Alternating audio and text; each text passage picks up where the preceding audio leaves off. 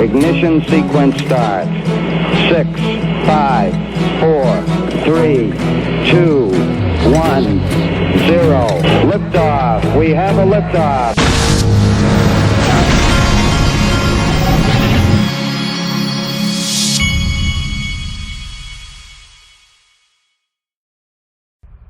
Hey everybody, this is the Digital Asset Investor, and you're going to want to pay attention to this. If you haven't gotten your hands on any of the Ripple private equity on Link2's platform, they were apparently able to buy a large bulk amount of Ripple shares, and I think for just this sale, they've decreased the price a little bit because they got so much of it and they got a good price, I'm assuming. Go check this out. I'm going to put a link to the top of the description. This stuff, I can't even count the number of times that this has sold out, usually like the day of when they put this stuff up. So go check it out quick because the stuff hasn't been lasting long.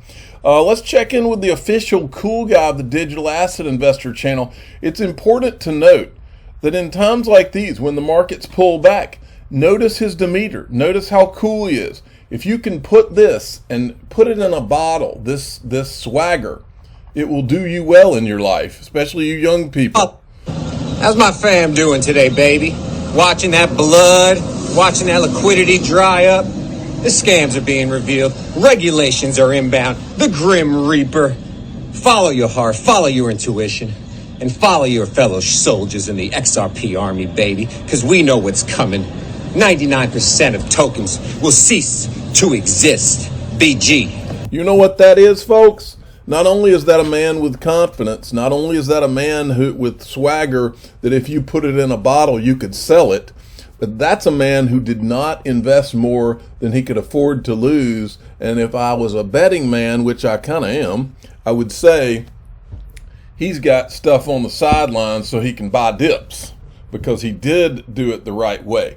Now, so you can always learn lessons from the official cool guy, even on a Thursday, even though Friday is his day. Now, here it is. The Terra blockchain was officially halted at a block height of whatever. Terra validators have decided to halt Terra. I thought all this was decentralized. You know, that's what Mike Novogratz and all the Ethereum people, everything they talk about is how important decentralization is. It wasn't this one of their decentralized picks, right? Decentralized, right? I've told you 1,000 times. The whole decentralization mantra is a lie. It's disguised centralization. Well, I decided I'd go back and show you. Remember, Mike Novogratz is the guy that scratches his head. He just doesn't understand XRP. He just doesn't understand Cardano, but he understands Luna. Listen to this. This is a clip from back, I think, September 2021 with Raoul Paul. Listen to this. I have made probably more money this year on Luna than almost anything else. I bought Luna really early. I was wildly impressed with the CEO. Not that he's allowed to be a CEO, but the founder. With Bell. Yeah. And I've just watched that community grow, mostly because it was a real use case originally with the payment app, right? With the Chai payment system. You're using it in Korea to do things. It was, in some ways, the first guppy that jumped out of the swamp and became a frog. And he's done an amazing job building that community. I have made... Okay. Something's funny's going on with my mouse here. But, so then this guy replied to that. He says, Novogratz is easily impressed by mediocrity. Do Kwon impressed him, but not Brad, Chris, David, Brito's greatest invention, XRP? Come on. Exactly. You're over the target there. I've never accused Mike Novogratz of being stupid, which is why I don't buy for 2 seconds that he doesn't get XRP. Never have, which leads you down a different road. Well, here's part of that road. Look, this is where he's bashing. Remember, Cardano had a major run-up. And he always talks, it's after major run-ups is when Novogratz, by pure coincidence, right? He happens to talk down projects once they've had run-ups.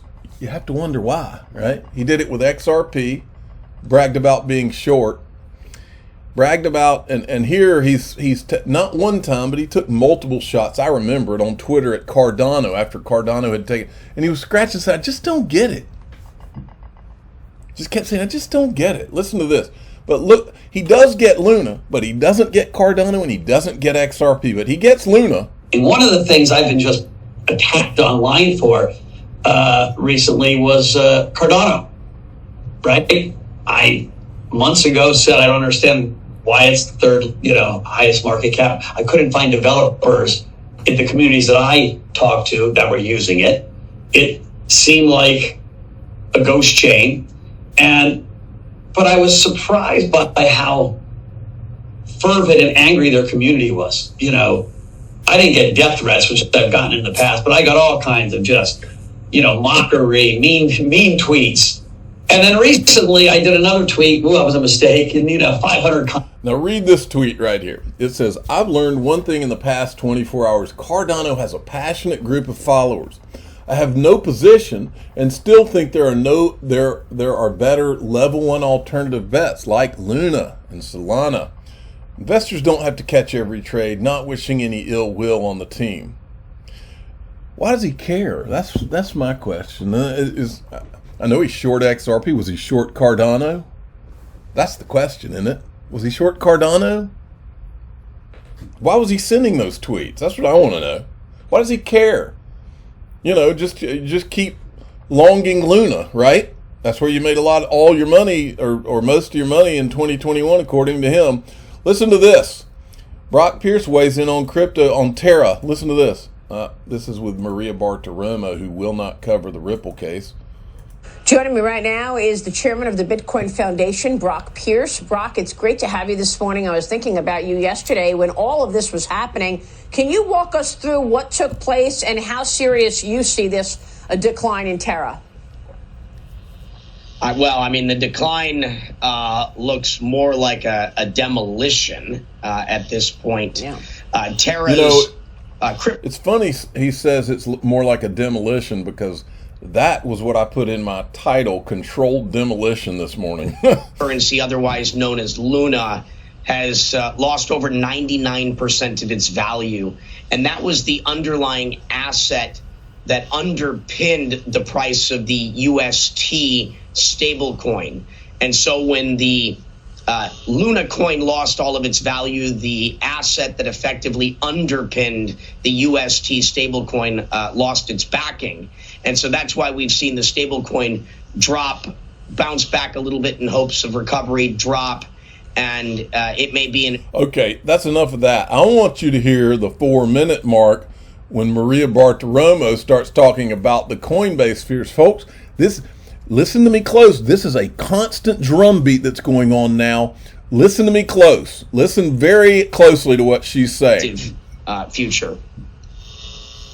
So when you look at this entire space, do you see value in one area over another? I mean, the trading platform Coinbase is really feeling the impact of this dive. The company revealing in its quarterly filing this week that users' crypto assets lack bankruptcy protection, warning customers could be viewed as general unsecured creditors. Coinbase held $256 billion in cash and crypto at the end of the first quarter, Brock. How do you see it? Well, Coinbase is trading, I think, now for less than half of its balance sheet. Its balance sheet is half of its. Let me tell you what I'm smelling here.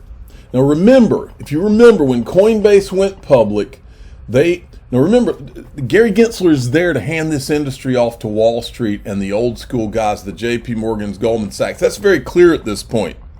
What if, and I'm just floating this out there, what if the plan was to, remember when Coinbase went public, it was in the news that all the big time major investors sold when it went public, right out at the top. As I recall, that was Andreessen Horowitz and all the big boys.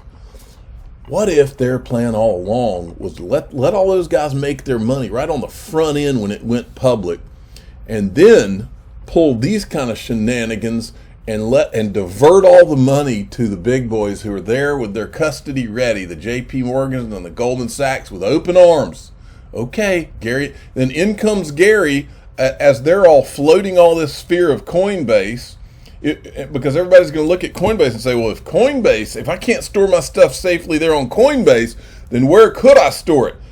In comes JP Morgan and these guys that want to gather the assets for this new industry. Boy, you couldn't get my crypto away from me for nothing, folks. You couldn't keep me from buying these dips for nothing, folks, because I can see around corners. Here, actually, I'm getting a phone call, but actually, let me answer. I'm going to have to pause this. Sorry, that was a call that had to be taken, but I'm going to finish my thought. I can literally see around corners at what they are doing here. They are bringing in the regulation. They are literally steering the money. Don't be surprised if you don't see some of these major institutions start to raise their hand and say, okay, now, because remember the thing that we've always had a problem with on this channel? Why has there never been? Because we know, if they have institutional crypto custody, there's no reason on the planet that they can't do retail custody, but nobody does. Nobody has raised their hand and say, hey, we can do retail custody for the average people out there. Nobody's done it. And I think they were all waiting for this moment. And I think that's been the plan all along. Now, that doesn't mean that they have to kill Coinbase to make all this happen, but it does mean that they're going to want a large percentage of the market share, the big boys, the traditional big boys. Well, look at this. Coinbase Global Inc. says, we are aware that some customers are having issues trading and accessing accounts on Coinbase and Coinbase Pro. In fact, the digital asset investor logged into his Coinbase account, folks, and there was a message that said something like that my account was being reviewed, but this is routine or something like that, okay? So this is real, folks, which is why I'm putting the link to the Ledger Nano S in the freaking top of the description of this video. It'll be right there with link to, okay? For the Ripple equity, it's going to be right at the top. If you've never ever wanted to get a Ledger Nano S, they now support NFTs too. Now's the time to do it. Period. Okay? Did you hear that loud and clear? All right, moving along. Breaking news. Tether has refused to disclose details on its $40 billion hoard of U.S. government bonds for fear of revealing its secret sauce. It has always been ridiculous. Now it's getting sad. I would tend to agree. Speaking of sad, Michael Saylor says that Bitcoin is the best hedge against inflation. And he's putting all the percentages about how it was such a great investment for or what's this company called? MicroStrategy, right. John Deaton has weighed in on the whole Bill Hinman saga. Empower and Jason Foster retrieved the emails below. If Hinman didn't submit the speech to conflict screening, it is game, set, match. The ethics office is going to be pissed and wants to throw him under the bus if we force this investigation through letters from Congress, okay? So what's going on right now is Empower is putting pressure on the SEC Inspector General to do their job. The other Inspector General quit because he didn't want to do his job, I guess. But the new one, how do you even call yourself Inspector General unless you look into this? Then it looks like he's trying to get Congress to look into it. Now, who else is that going to put pressure on in turn? It's then going to put pressure on the Department of Justice, and they're going to have to start answering questions. Well, why aren't you looking into this? Okay? Now, here's another thing from Crypto Law, which is John Deaton's law firm. Why the Empower referral is a turning point. According to the general principles of federal ethics, employees shall endeavor to avoid any actions creating an appearance that they are violating law or ethical standards, whether particular circumstances create an appearance of law, Anyway, you get down to here. Hinman may have violated criminal prohibition against personally and substantially participating in particular matters that would have a direct and predictable effect on the financial interests of entities whose interests could be imputed to him. Even if all the statutory elements are not met in order to make his actions a criminal violation, those actions still violate ethics rules. Hinman violated ethics regulations and created enough of an appearance of potential criminal violation that an official investigation by SEC, IG, OGE, and DOJ is necessary to make the determination of any potential criminality and restore the public trust. And then it goes on. But this is a question I asked John Deaton. Hey, John, a question I get a lot. The SEC has immunity. Bill Hinman, while at the SEC, had immunity. What removes the immunity, or how does it get pierced? This is something I've been wondering, and I'm asked all the time. I will do a thread later, DAI, but know this. It's called qualified immunity. It is not called absolute or complete immunity. He is immunized for actions and conduct committed within the scope of his duties. Criminal conduct isn't within that scope. Okay? Now, I wanted to show this to you as well. There's a very thorough timeline that has apparently anonymous source gave it to James Rule. An anonymous source has put out a really thorough timeline of the Ethereum free pass. You got to go see it. I'm going to stop there, I think. Let me see. I wanted to show you this video and then I'll go. Starting to figure out why none of these supposed crypto pundits won't tell the truth. Why none of them will tell the truth about Ethereum. This is Ryan Selkis, 2-bit idiot, right here. The whole bull run. I mean, I was fucking there. Yeah. Right? And no, I'm not even talking about consensus. Yeah. I'm talking about the Enterprise Ethereum Alliance announcement in February of that year.